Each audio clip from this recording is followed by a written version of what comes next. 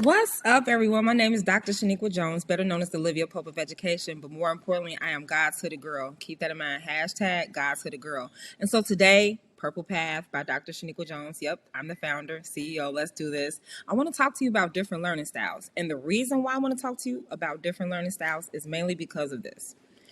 I recall growing up in the church, and simultaneously, these things were happening. In the church, I wasn't allowed to question anything. It was seen as a form of disrespect. But then in that same setting, take these same type of questions, take this same type of yearning to learn and to understand and be better equipped with the tools and skills and resources that I need to be a law-abiding citizen, to be an outstanding scholar. I had these questions. But in school, I was told if you have a question, you don't understand whatever the teacher is asking, raise your hand, be the upstanding student, ask the question, because you never know what answer you may get, as well as someone else in that class may have had the same type of question, was afraid to do so. So don't be fearful. That's how I live my life. But what I also realized too, if you take that same concept and then move forward, when I decided to take my education seriously in 2010, which is after grammar school, after middle school, after high school, and dibbling and dabbling in higher ed, and when I finally decided to take it seriously, that is at the age of 30 or maybe 29, is when I realized that I was a visual learner. And do you know how magnificent it would have been for me to understand the different learning styles early on in life, as well as my parents' understanding and my teachers, so that it would never be seen as a form of disrespect, whether I was in church from a spiritual religious standpoint, whether I was in the educational system, that I was well understood and it was accepted and it was explained in a way that I can understand that's conducive to my needs. And so what I give to you today is the 6 different learning styles. And so I won't read everything verbatim, but what I will say to you is this. As I always share, in order to meet the matters of the mind, as educators, we must first learn how to meet the matters of the heart. In order to do so, restorative justice plays a major role in how we create meaningful relationships that fosters individual creativity, especially in consideration of our different learning styles. That is a quote directly from your girl, the fave, Dr. J. And so what you have here is these 6 learning styles. One is physical. Physical is saying that you use your hands or your body, and there's that sense of touch. Is that you?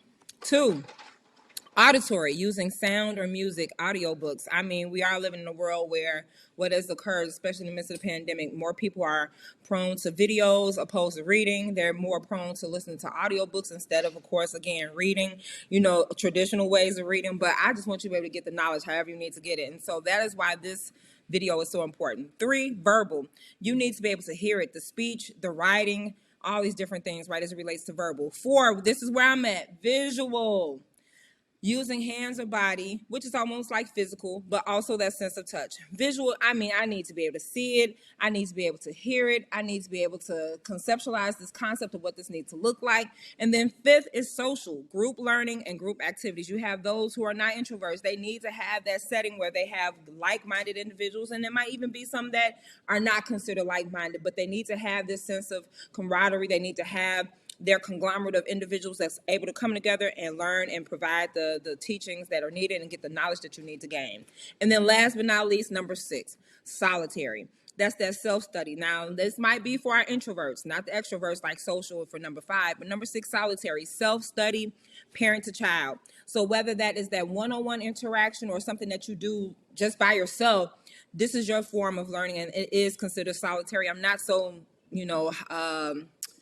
happy about that term, but these are your 6 different learning styles. And once again, you got physical, auditory, verbal, visual, social, and solitary. I hope this was helpful for you. I hope this is helpful for parents. I hope this is helpful for our students. I hope this is helpful for everyone, because we need to get a better understanding of what your learning style is so that you can grow and be a productive individual, be more meaningful in terms of the way you live and not just survive. We want to thrive. And these are some of the ways that you're able to do so by knowing how you learn.